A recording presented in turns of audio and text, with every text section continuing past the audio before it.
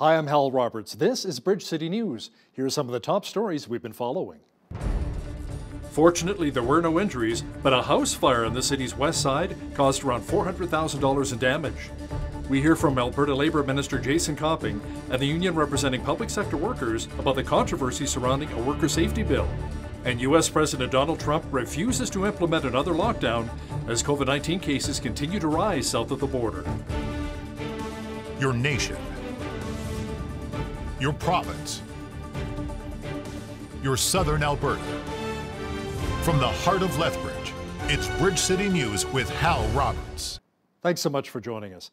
Lethbridge fire crews responded to a house fire in the 3000 block of Blackfoot Road West earlier today. A call came in at 4:30 this morning and 22 firefighters responded. As Ainsley O'Reilly explains, when they arrived, a home had flames coming out of the roof. At 4:26 a.m. on Monday morning, a West Side family called 911. Their neighbor's home was in flames, and they woke up thinking their house was on fire. Heard a loud kind of whoosh noise, and our whole window lit up like a bright orange color. At first, I thought that our house was on fire. The whole roof was just ablaze. You couldn't really see inside what was happening, but it was bad. The closest thing I have to compare is like a wildfire. It looked a lot like that, but in somebody's home. The homeowners who rent out the property expressed gratitude to the Lethbridge Fire Department, which dispatched 22 firefighters and responded in about 5 minutes. The family inside the house was able to get out safely with no injuries. Thankfully, they got out, they're safe, and their 3 daughters, so really that's all that matters. Our response time was very good for that fire. Unfortunately, we had enough crews and men to put the fire out. Lethbridge Fire is investigating the root cause, but doesn't believe it started from a Christmas tree that, according to homeowners, was set up last night. Damage is estimated to be $400,000. One neighbor has started a GoFundMe page. I'd like to be able to give them something. Obviously, nothing can fix this, right? Nothing can fix the fact that their house went on fire while they were sleeping and there's nothing they did wrong. Houses can be rebuilt, but we're happy that they're out and safe. For Bridge City News, I'm Ainsley O'Reilly. There was some good news from Alberta Health Services over the weekend. Our province's medical officer of health declared that the COVID-19 outbreak at the Chinook Regional Hospital and the Bow Island Health Centre are over. As for the city of Lethbridge, AHS officials say there are now 174 active coronavirus cases. Lethbridge County, meanwhile, has 89. Provincially, there are almost 8,600 active cases of COVID-19. Fortunately, just over 28,000 Albertans have now recovered from the virus. The 14th annual Christmas Hope campaign will bring together 5 nonprofit agencies in Lethbridge to serve our community during this Christmas season. All 5 will work together to serve around 1,800 adults and 4,000 children.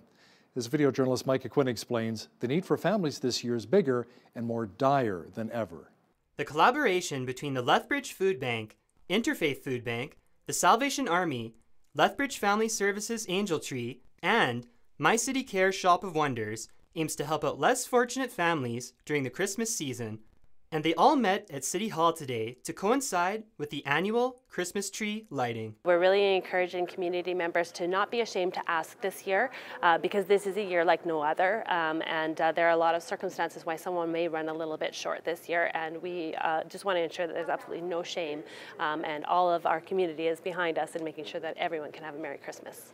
Christmas hampers will be distributed that will include food for December and supplies for Christmas. This is a way to reach out. It's a way for people to demonstrate that they care and make sure that others in the city do not fall through the cracks.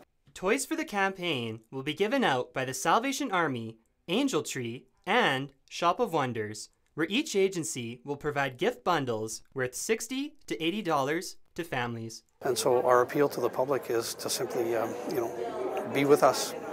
Let us know you're with us. Do as much as you possibly can in the context of your own life and your own family and your own resource base. If the public would like to donate to any of the 5 agencies for the Christmas Hope campaign, they can visit www.christmashope.ca. For Bridge City News, I'm Micah Quinn.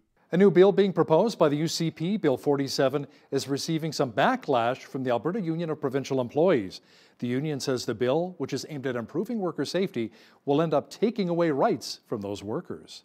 Basically takes rights again away from those looking for help around the WCB issues, around how we approach work that is dangerous to each and every one of us. We've seen a huge resurgence in issues around COVID-19 and the protection of our employees who work in healthcare especially, but on the front lines of government, education, and all those sectors which actually have face-to-face contact with the public out there.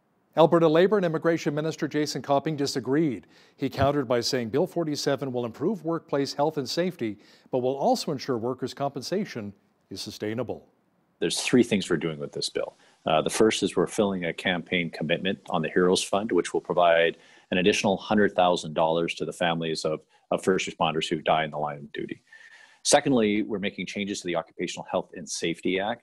And really the changes are focused on outcomes, not processes. And really it's all about improving the health and safety for workers, for Albertans. And third, we're improving the sustainability of our workers' compensation fund. And really all that's about is reducing the cost for employers, maintaining key protections for Albertans, while at the same time promoting jobs for Albertans. Because at the end of the day, as you add costs to employers who create jobs for Albertans, it makes it more difficult for them to hire. And our whole focus is getting Albertans back to work and improving health and safety outcomes. And Bill 47 will do just that. If Bill 47 passes, most changes to the Occupational Health and Safety Act will take effect September 1st of 2021. The province says most changes to the Workers' Compensation Act will take effect on January 1st of next year. An Alberta nonprofit group suggests students in our province want to learn more when it comes to climate change. The Alberta Council for Environmental Education has published a report with recommendations drawn from workshops with students last fall and a survey of youth earlier this year. Teachers cited in the report the struggle to meet students' needs is because of a lack of resources. Alberta Education Minister Adriana LaGrange recently endorsed a panel report that recommends school children learn all views about climate change along with the value of our province's oil and gas sector. New measures took effect in Saskatchewan today to fight COVID-19. Saskatchewan Premier Scott Moe says more could be coming. For 28 days, masks will be mandatory in indoor public spaces in any community with more than 5,000 people. Saskatchewan recorded 181 new coronavirus cases yesterday, along with 2 new deaths. So far, 3,223 people have also recovered from the virus in Saskatchewan. In Manitoba, meanwhile, that province reported 392 new cases of the virus, along with 15 additional COVID-19 deaths over the past week. It brings the total number of deaths since the pandemic began to 152 in Manitoba. Fortunately, 4,156 people have also recovered from the virus. The province says most of the recent deaths occurred at the Maples Personal Care Home in Winnipeg. Health officials say they uncovered problems with protective equipment, staffing, and tracking of resident feeding at the privately owned facility. Pharmaceutical company Moderna says its vaccine provides strong protection against COVID-19. Company officials say its coronavirus shot is 94.5% effective in fighting the virus. It's a really important milestone in the fight against the pandemic because it demonstrates that our vaccine, mRNA-1273, is able to prevent COVID-19 disease, including severe disease in people who've received it. It's really just a milestone, though. We have a lot of work ahead of us. Knowing the vaccine is going to be effective is great news, but we still need to complete the regulatory process, which involves completing the study and generating more data, even some follow-up and safety data. And then, of course, we need to get busy manufacturing. We hope to have about 20 million doses of the vaccine by the end of this year, by the end of the calendar year. And we're looking forward to making about 500 million to 1 billion doses next year. But that is going to be a 24/7 operation. Today's announcement comes a week after a competitor, Pfizer, revealed its own vaccine to be similarly effective. Canada has options for millions of doses of promising vaccines against COVID-19. Now that's according to Health Minister Patty Hajdu. She says getting them distributed across the country will be a pretty big job. She says the vaccines will not be available for several more months. the fact that we now have 2 promising vaccines, and both that Canada has options to purchase, as you know, is good news, but it is also early news. There are a number of steps that have to be completed with any vaccine to make sure that it is, in fact, safe for Canadians, and that's the work that's happening now. We also are working, as you know, with provinces and territories to make sure we can distribute these vaccines across the country, and it is, again, a Team Canada approach. The Liberals are ceding some ground on the We Charity scandal, which has been mired in filibusters for weeks. Conservative finance critic Pierre Poilievre says his party is willing to compromise, but still wants the parliamentary law clerk, and not the Liberals, determine whether certain documents are relevant to the committee's investigation into the controversy. The only difference is that Mr. Rodriguez is claiming that he can decide what's unrelated. That's the key sticking point. But if these documents that he wants to cover up were really unrelated, why were they included in the original bundle and blacked out? If they're totally unrelated to the We controversy, why did the government put them in the bundle of We documents and then cover them in black ink? The answer is because they are obviously related, and we just want the parliamentary law clerk to look at them and confirm whether or not they are irrelevant to our study. It's no secret that there are those in Western Canada who believe that the Trudeau Liberals have been ignoring the prairie provinces and are frustrated by it. In the last federal election, the Liberals were shut out of both Alberta and Saskatchewan. Jay Hill is the interim leader of the Western Separatist Party known as the Maverick Party.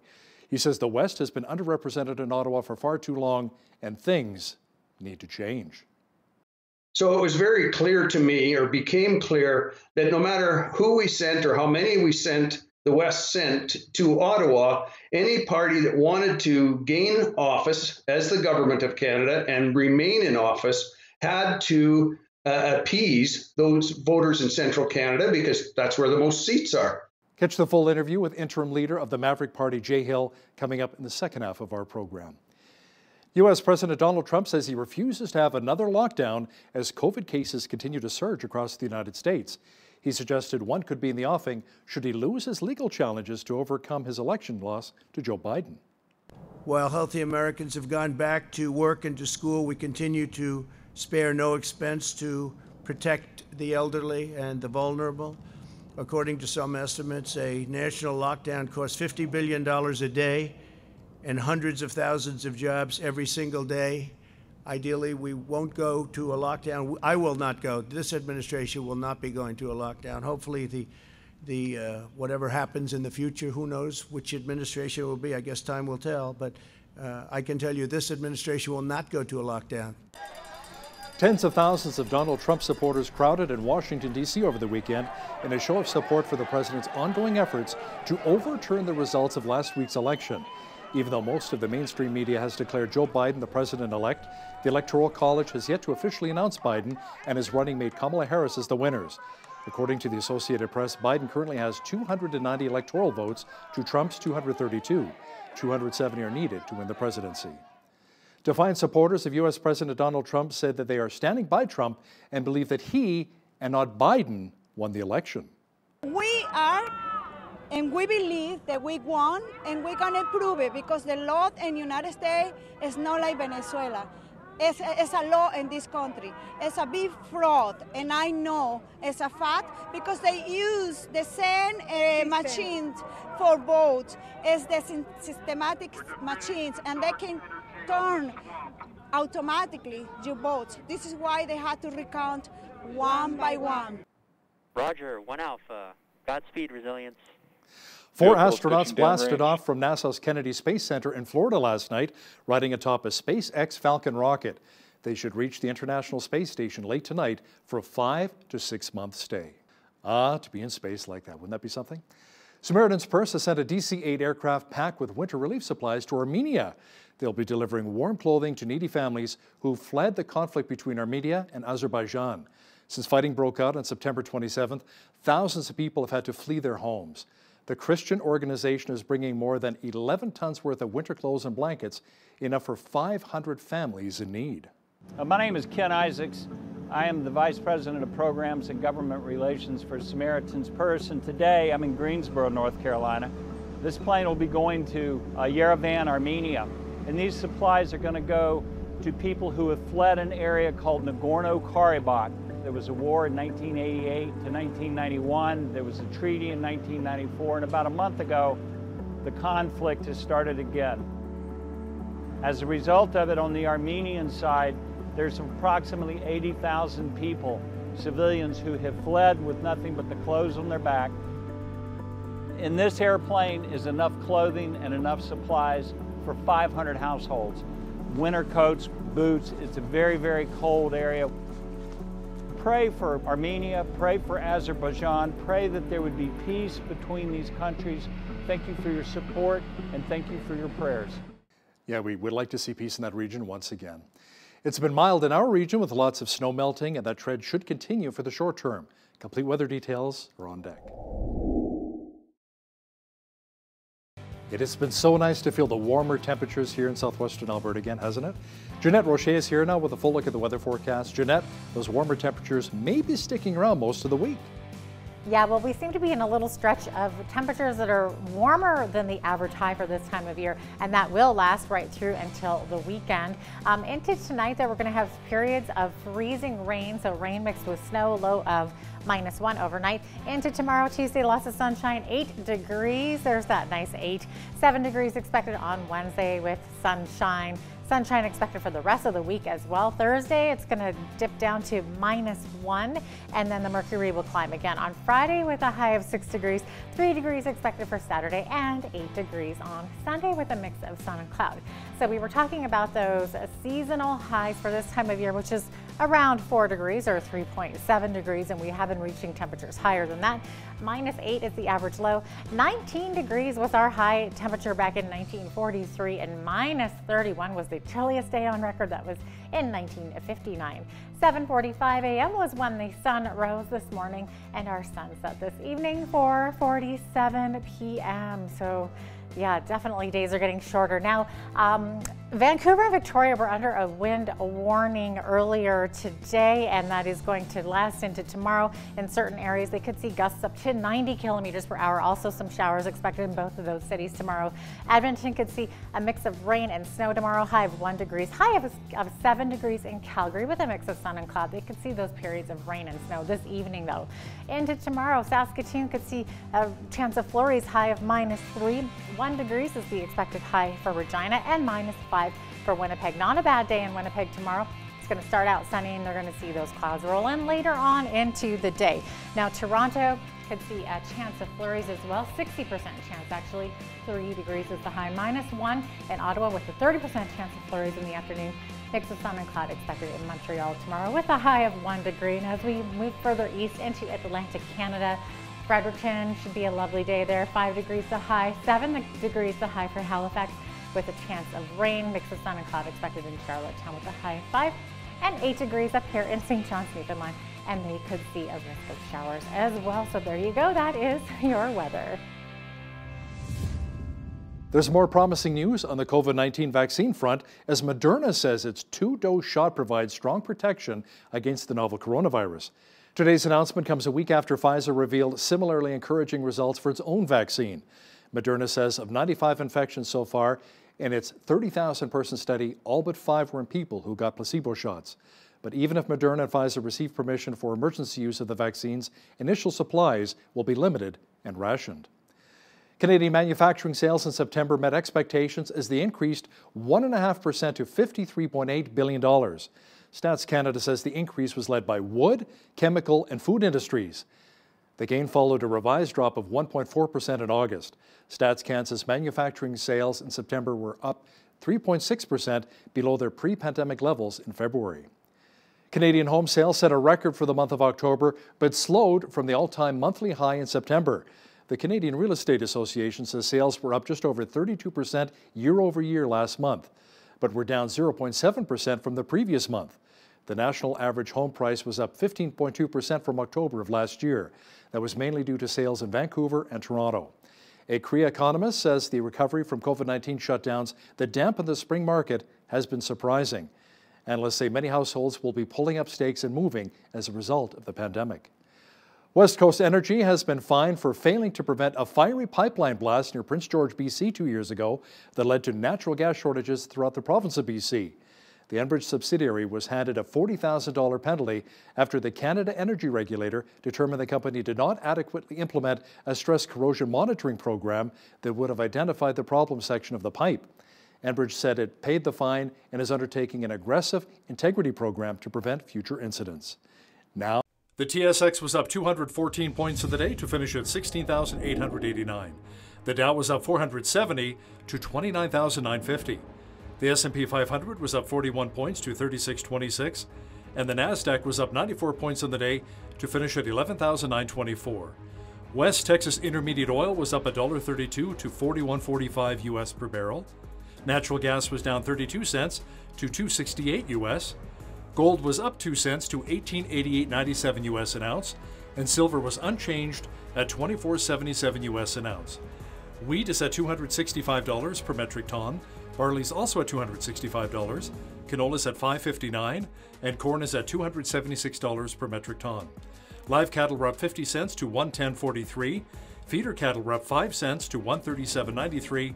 And lean hogs were up 25 cents to $65.15. The Canadian dollar was down slightly over the past 24 hours to 76.47 US.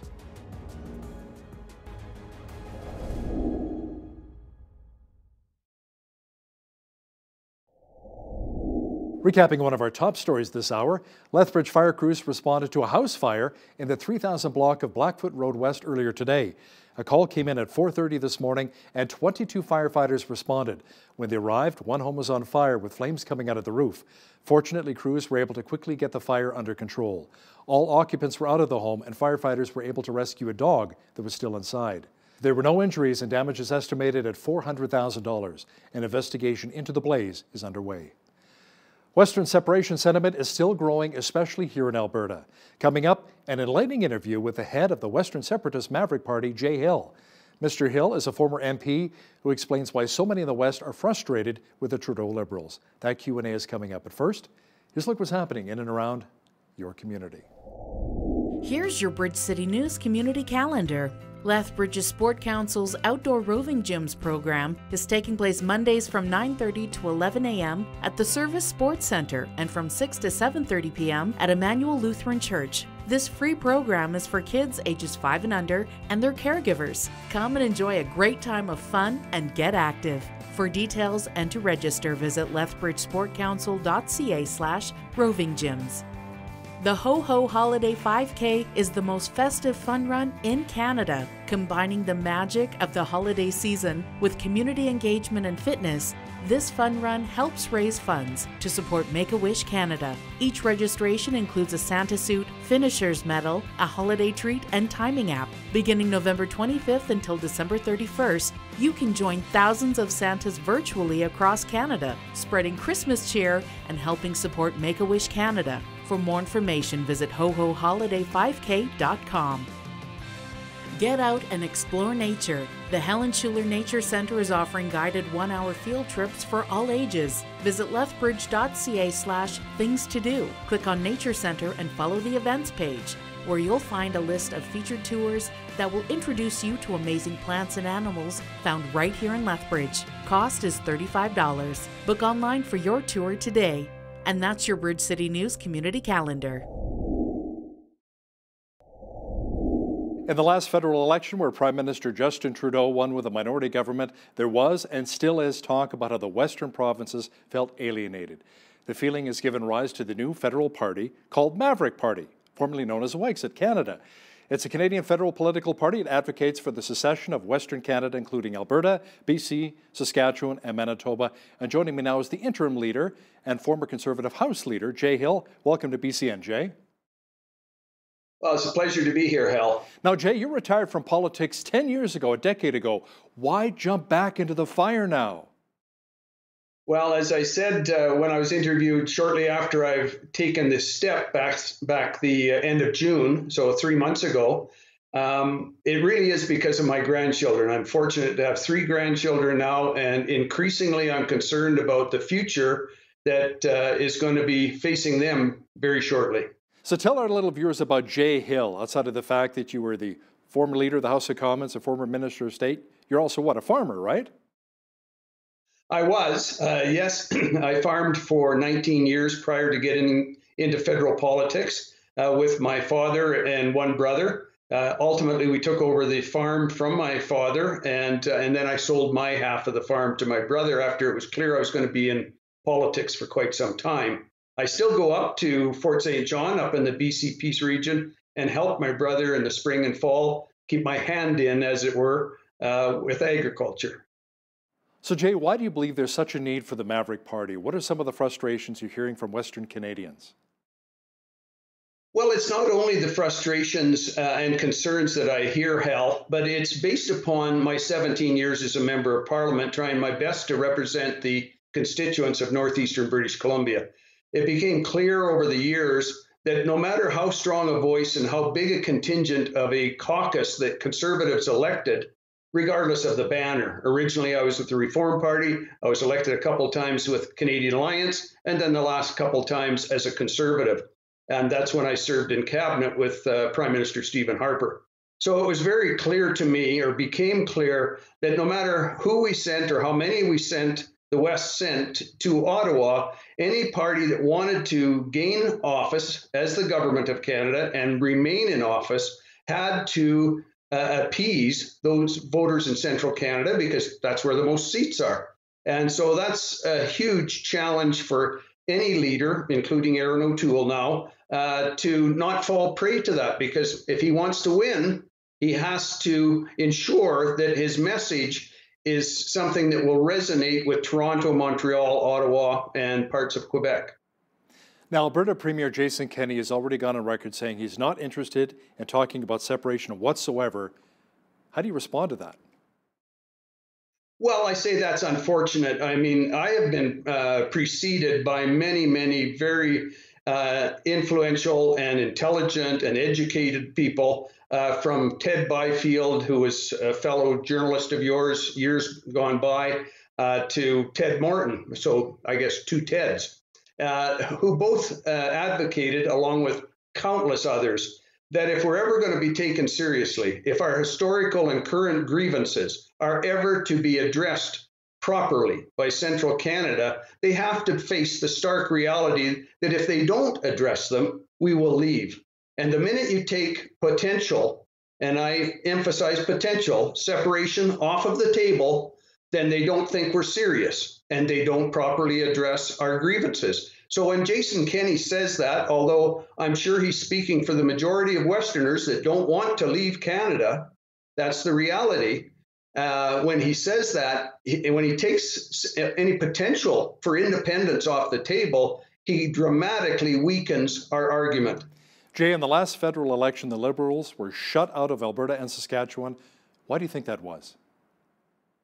Well, clearly the majority of people in both provinces, Hal, are conservative-minded. They believe in free enterprise. They believe in smaller, not larger government. They believe in the power of the individual to create his or her own future.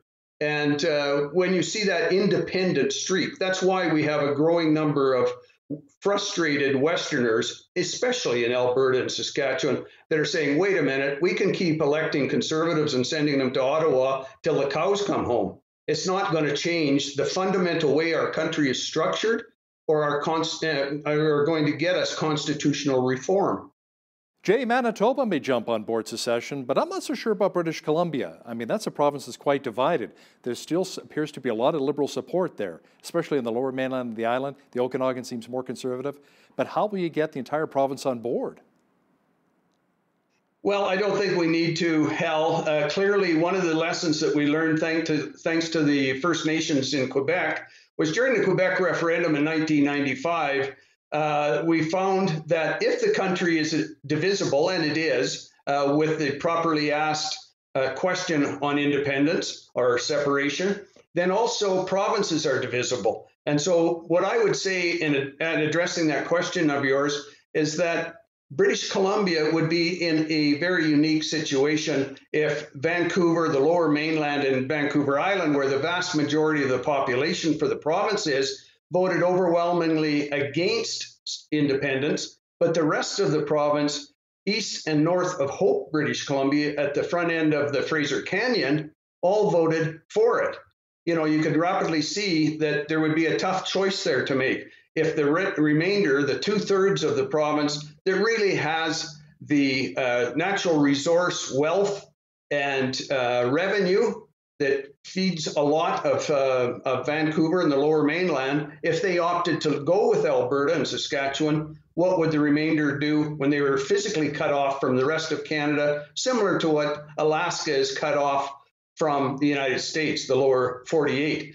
I mean, not an impossible situation with Alaska as the example, but it would still be a tough choice for British Columbia to make, I think. Well, you know, a lot of Alberta politicians I've spoken with, Jay, they say, if we're going to take a part of BC, we need, you know, somewhere where we can get our product to Tidewater. So we may go to northern BC or whatever the case is, but we need some help in that regard. How do you see the current policies of the Conservative Party of Canada? Are they more red Tory policies? Well, unfortunately, what we've seen just in the last couple of weeks from Aaron O'Toole is once again, he is shifting his policies from what he was saying during the leadership race in order to try to appease Quebecers and people in central Canada. He has recently stated that he's ready to expand the definition of Quebec as a nation within a nation. What does that mean? He doesn't really say. He has said that he is prepared for a Conservative government led by him to adhere to the Paris climate change targets, even though in the West, especially, we are vehemently opposed to a carbon tax. So he, on one hand, he's saying to Westerners, he's going to repeal Trudeau's carbon tax, but on the other hand, he said he's going to meet the targets of Paris Climate Accord. He can't do that. Everybody understands he can't do that. So once again, we have a federal politician, this one leading the Conservative Party, that is saying basically two things, different, one in the West and one to try to appease Central Canadians. Therein lies the problem, Hal. Jay, let me ask you something. Aaron O'Toole also went on record after he spoke with Quebec Premier François Legault, and he said basically Energy East is off the table. Kenny says, you know, it was off the table back in 2017. What would you and the Maverick Party do to ensure that we get a pipeline from west to the east coast of Canada so Eastern Canadians can buy Alberta oil? Well, first of all, we're not going to be in government because we're not running in central Canada, so we don't have to try to appease voters down there. So those types of decisions of how to try to manage what is largely an unmanageable country in many respects will not be on our shoulders. Our members of Parliament, once elected, will be similar to what the Bloc Québécois does, Hal. They will vote and voice the concerns in the best interests of the West, the same as the Bloc does for Quebec. So we will be that squeaky wheel that is constantly raising the issues of Western Canada. As far as pipelines, I have said for a long time, if we were independent, we would actually have more options than we currently have. We would have the resources if we weren't sending $20 billion a year to central Canada. We would have the resources to look at building a pipeline to Churchill, Manitoba, for example. We would be then a foreign country. Why wouldn't we be on an even playing field with Saudi Arabia, shipping our oil around through the Hudson's Bay, down the East Coast to New Brunswick? You know, the Saudis do it, and people in central Canada don't seem to have any problem supporting one of our international competitors. Why couldn't we do it? And likewise, there's also an option of going north and then west through the Yukon and tying into the American pipeline network coming down from the North Slope that is underutilized now because of diminishing reserves up on the North Slope of Alaska. And we could ship it out of Valdez, Alaska. So lots of options that the new country of Western Canada would have. Jay, what would that look like with all of the Western provinces forming its own country? Would we have our own currency, our own police force? How would that look to you? Well, as I've been saying, Hal, we're in the very infancy of creating this party and trying to take it step by step. We're going to have literally tens of thousands of activists in Western Canada demanding change. Hopefully, a lot of them supporting the Maverick Party. But the reality is that we'll have to all work together to look at different options. As we move forward, our party, for example, for the part that we will play, we will want to have a solid, credible founding convention that includes a policy discussion on many of the issues, a couple of which you've just raised, very important issues about how independent we will be from the remainder of country, all of Canada. All of that would have to be negotiated, obviously, and that would be up to our members to set that policy as it should be. Jay, do you think it's really wise, though, splitting the right vote, the Conservative vote? I mean, we've got Maxime Bernier's party, the People's Party of Canada, the Maverick Party, the Conservative Party of Canada. Maybe that'll give Justin Trudeau a leg up in the next election. No, I don't think it will. And I've addressed that with some of my videos that are on our Facebook page, Hal. In fact, if you look at the fear campaign that'll be largely coming from the Conservatives on that issue of vote splitting, the vote splitting that occurred that gave Jean Chrétien 3 back-to-back majority governments, Liberal majority governments, back in the 90s. And I'm very familiar because I was there for all 3 of them in the House of Commons. Were largely because Reform split the vote, the Conservative vote, with the Progressive Conservatives in Ontario, Quebec, and the Maritimes. That's where it largely happened. In the West, as you well know, the Conservative vote is consolidated and it's massive. 49 of the 104 ridings in Western Canada a year ago elected Conservative members of Parliament by huge margins. If we run in those ridings, and there's no decision yet as to how many ridings we will be able to run in because of our infancy, because of COVID, because of all of the challenges facing a new party. But if we ran even in all 49 of those, it would be virtually impossible to elect anyone other than either a Conservative or a Maverick. So the choice will be clear to constituents in those ridings, largely in rural Alberta, Saskatchewan, and British Columbia, to either elect a Conservative, they're Conservative incumbents, or a Maverick candidate. So Jay, at the end of the day, what's the ultimate goal for the Maverick Party? Is the goal similar to the Bloc Québécois, which only stands for the interests of Quebec? So you're just going to be looking at the interests of BC, Alberta, Saskatchewan, and Manitoba? That's correct. Obviously, we will also support where it's in the best interest of all of Canada, where it doesn't discriminate against the West. So bills like C-48, the anti-tanker bill, Bill C-69, gun legislation that indiscriminately attacks law-abiding, legitimate gun owners, many of which are in the West.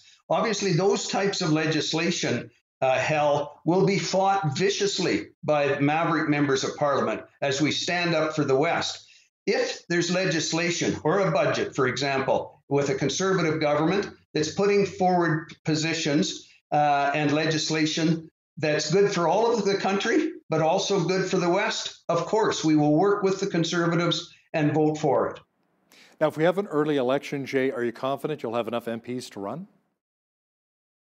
I'm not. Obviously, if we have an unnecessary election this fall on the throne speech or an upcoming budget at some point this fall, we will do the best we can. That's our commitment to our members. And we will try to ensure we have credible, quality candidates running. So we're not interested in running in all 104 ridings just to have a name on the ballot. We would be more interested in having a few dozen of very quality candidates that can carry our message through the campaign. So Jay, any chance that they'll remove the interim tag, from leader for the Maverick Party for yourself? Do you want to stay on long term? No, not at all. I put 17 years into this. As I've said at the outset of our interview, Hal, I stepped forward because of my grandchildren. A lot of people can relate to that. I was quite comfortable in my retirement. But I really came to the realization, as so many Westerners have, that I could sit back comfortably. What's happening to Canada is not going to dramatically affect the remainder of my life, however long that is. But I didn't want to be on my deathbed looking into the eyes of my grandchildren and think I could have tried to do something and didn't. And that's really what's motivating me and so many others. Jay Hill, interim leader for the Maverick Party. Thanks for your time today. Thank you, Hal. Do you need some health advice? Well, today's guest regularly sees patients who struggle with many different health conditions. Dr. Clayton Coggino, a naturopathic doctor in Lethbridge with Well Vitality Health Clinic. He also has training in conventional medicine with a Bachelor of Science in Exercise Science, Kinesiology, and 3 years of research on radiation and cancer at the University of Lethbridge. Dr. Coggino, welcome back to BCN. Thank you for having me again. Now, first of all, talk about your approach to finding solutions for the health struggles so many of us face on a daily basis. Well, I guess in my office, I see a lot of different various things. You always want to try and get to the root cause of the problem when they come in, because a lot of patients that I see have been unable to figure out what's wrong with them. And so the very first thing that I want to do is sit down with them, take a long time to go through all of their health history, all their medical history, all their labs. And you want to kind of sort through all of that and then figure out from there a plan moving forward. A lot of time it's history taking, and then further to that, further lab testing, either more in-depth lab testing or even just your general lab testing that just wasn't done. Often you can figure it out. Now, you've said that in your daily practice, you sometimes come across chronic fatigue with a lot of your patients now. How common is chronic fatigue in today's society, especially during this COVID-19 pandemic? Honestly, people put too much on their plates. People are very busy. That's one of the main reasons for chronic fatigue. There's a lot of other reasons, but it is extremely common in my practice. Yeah. What are some of the causes of chronic fatigue? Like you said, being very busy, not getting enough rest, perhaps? Yeah, and it kind of compiles onto other things. When stress is elevated, often people aren't sleeping well. Sometimes people can have other issues like perhaps low B12, blood sugar irregularities, low iron. So it's important to, in my opinion, even thyroid issues. And sometimes thyroid issues can get missed. So it's important to test things and test things in depth. And look at the complete history of what's going on and what's been going on in order to figure it out. So what are some of the effective treatments outside of B12 and maybe cutting some of the stress out of our lives? Well, it completely varies. Like a lot of times, if someone's having trouble sleeping, you have to try and start figuring out why they can't sleep. If someone has, for example, a lot of stress, you can't just tell them to quit work if work is their big stressor. You have to try and figure out ways to work around it, against the grain sometimes. So the first thing is to figure out what's wrong. For example, if it was a cortisol issue, which tends to be the case with a lot of patients with chronic stress leading to chronic fatigue, a lot of times you will want to treat that with different vitamins and herbs. And then as that improves, you want to double check that you're not missing anything. Like perhaps that person also has low iron or their thyroid isn't working properly. You have to treat the whole person in order to fix chronic fatigue. Otherwise, you'll get a patient that gets about 50% better and then plateaus. You know, other people I've spoken to as well in the healthcare professional saying, focusing on God's word and meditating and breathing that helps a lot as well. How about certain foods when it comes to stress? Are there certain foods as well that you can eat that can really help? Lifestyle change is massive. It is massive. It is also probably one of the most difficult things for me to help someone with. You can tell people all day long to do something here and do something there, but ultimately that's the hardest thing for me because it's up to them when they go home to do it. In terms of foods, yes, absolutely. Eating a healthful diet, eating a whole food diet, even looking into food sensitivities, that can create a ton of fatigue in people if they're battling the food that they're eating all the time. So it's important, again, to look into things and take a complete history, because what I find actually is clinically people that are coming in, they're coming in with bags of supplements and they're still tired. And it's not a supplement deficiency in people. It's a multitude of system failures that's causing it, and you have to figure it out. Dr. Coggino, many people also go through bouts of insomnia. They just can't get any sleep. What do you think causes that? Is it a big part of it is not putting your phone down when you go to bed at night? Again, yeah, a lot of lifestyle changes. Yes, there absolutely is. A lot of people don't prepare for bed. They have their TV in their bed, they're on their phone. It's a social area now versus an area just for sleep. And so that is a huge thing. There's other reasons as well for insomnia, and insomnia it can be a tricky thing. Sometimes breathing issues like sleep apnea can create patients that just don't get a restful sleep or not at all. Anxiety is a huge thing, and that goes hand in hand with chronic fatigue, and chronic stress in general leads to a lot of anxiety, in which we can help a lot with. And then there's other things like, for example, different neurological issues with the brain. Now, unfortunately, we can't test those. So that would be like, for example, a slight deficiency of melatonin or a slight deficiency of GABA, which is a neurotransmitter in your brain that stops the busy signal. But we don't know if it's one or the other or something else. And so in those cases, we have to guess with different herbs, different vitamins to try and fix it. Often you can, but it takes a couple tries for sure. You know, I remember years ago, my doctor told me, yeah, the herbs and the vitamins are good, but also at the same time, some warm milk. Is that still applied today, or maybe reading a book to help somebody fall asleep if you suffer from insomnia? Oh yeah, well, I think the warm milk thing is more calming, right?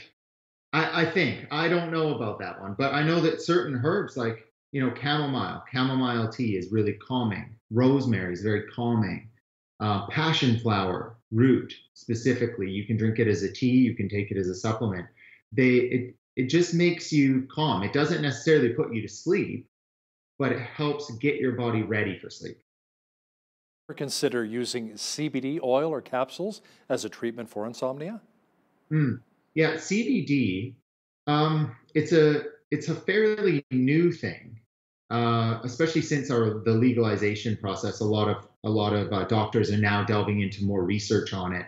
Some of the research is promising on CBD for quite a lot of things, neurological things especially. So I think in certain cases of, for example, neurological insomnia, where there might be a brain chemical imbalance, something going on, it may prove benefit. And more research, the jury is still kind of out on it.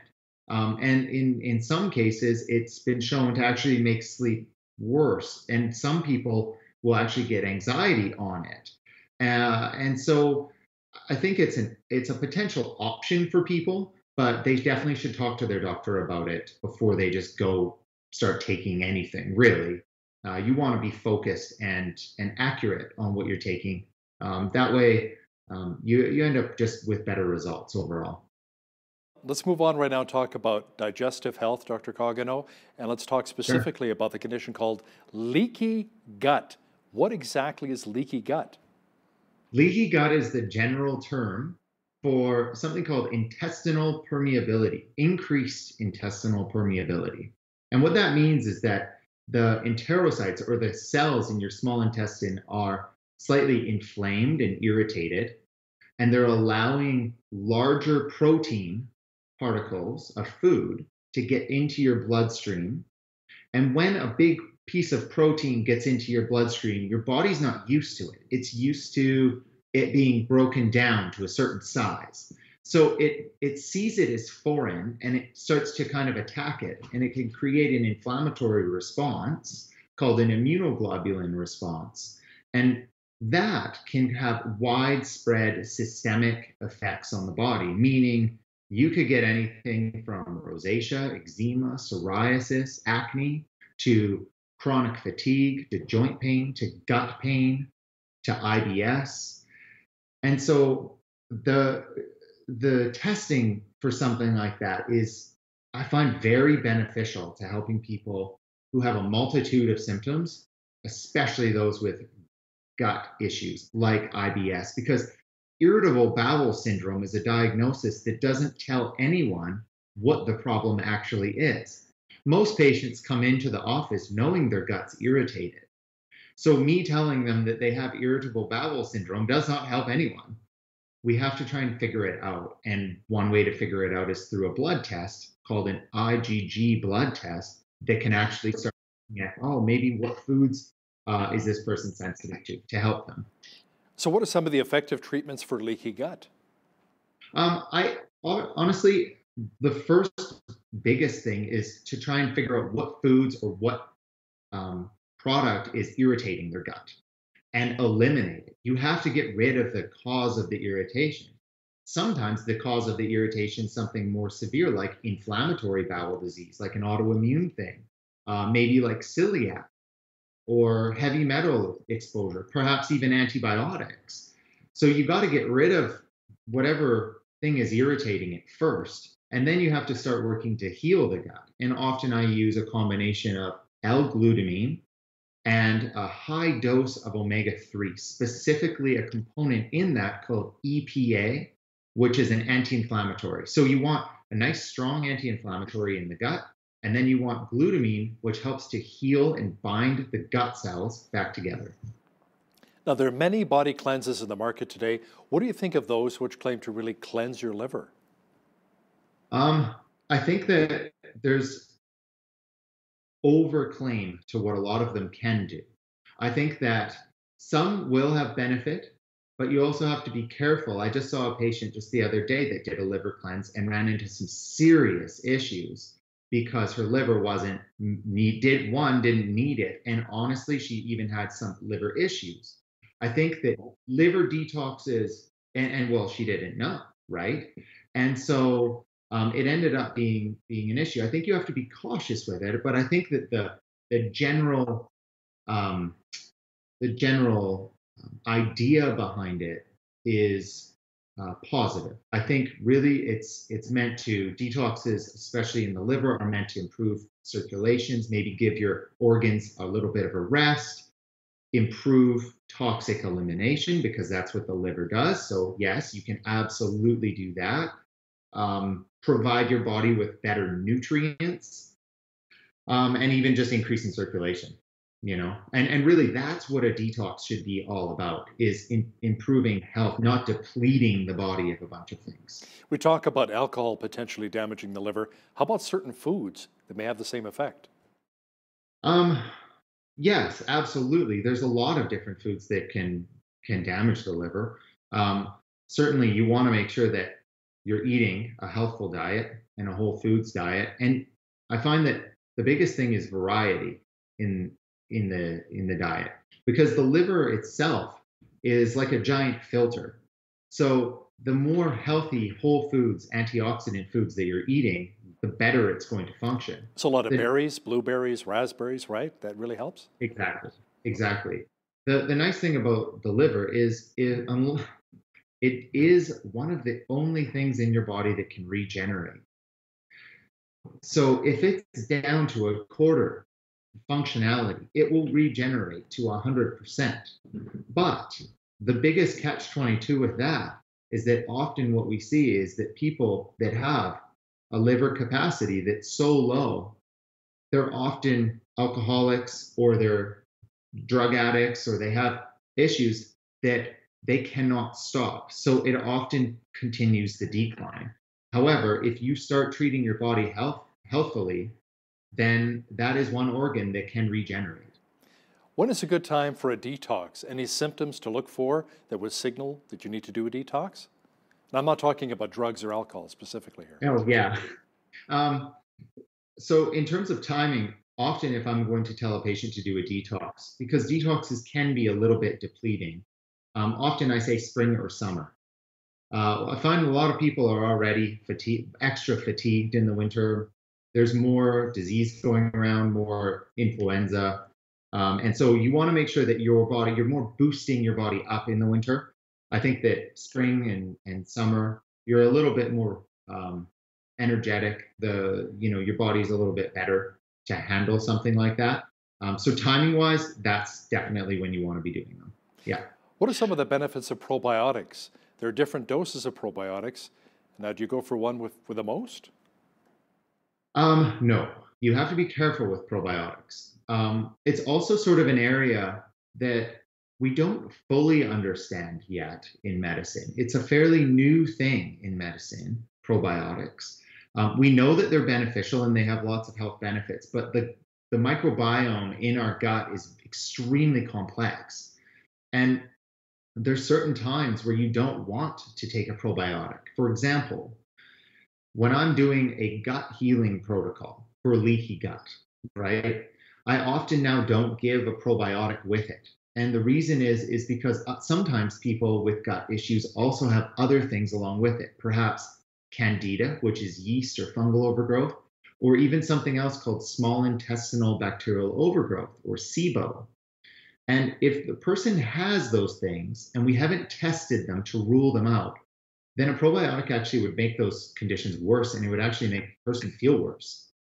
But by and large and in general, a probiotic for most people is safe, it's effective, it can boost up your immune system, and you don't need a massive quantity. A lower dose of probiotic typically is just fine, and you just want a multi-strain. So often you want to replete it with 11 to 12 billion or 11 to 12 different types of bacteria. Dr. Clayton Coggino, naturopathic doctor in Lethbridge with Well Vitality Health Clinic. Thanks for your time today. Thank you so much, Hal. Take care. You too. On behalf of all of us here at BCN, I'm Hal Roberts. God bless. Thanks so much for watching.